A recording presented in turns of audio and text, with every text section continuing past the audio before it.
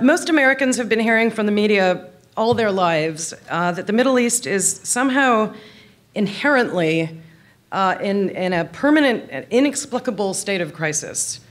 By media, I mean traditional television news, newspapers, magazines, and no less importantly, the narratives that we see in movies, even in children's cartoons.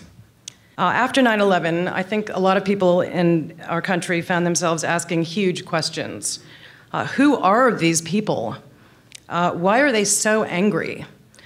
And how is it that I know so little about this subject?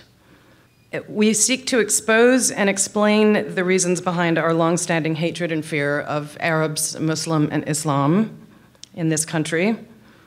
We also seek to show that U.S. foreign policy in the Middle East, and especially that of Israel, is what really dictates public perceptions and attitudes toward the Middle East in this country, and has done so for more than a century.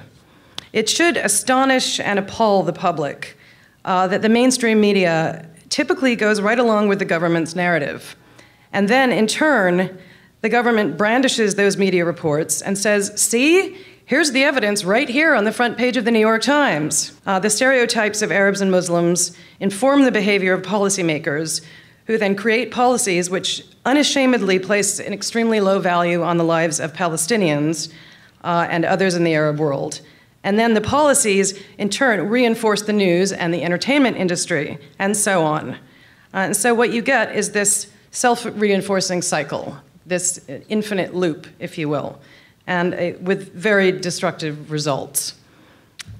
This cycle shows the enormous power of the mass media to shape the public's ideas and mold our opinions for us. Perhaps if the wider public is actually informed and educated on this issue and learns the answers to so many questions, maybe we can begin to take the steps toward a future not of violence, but of peace.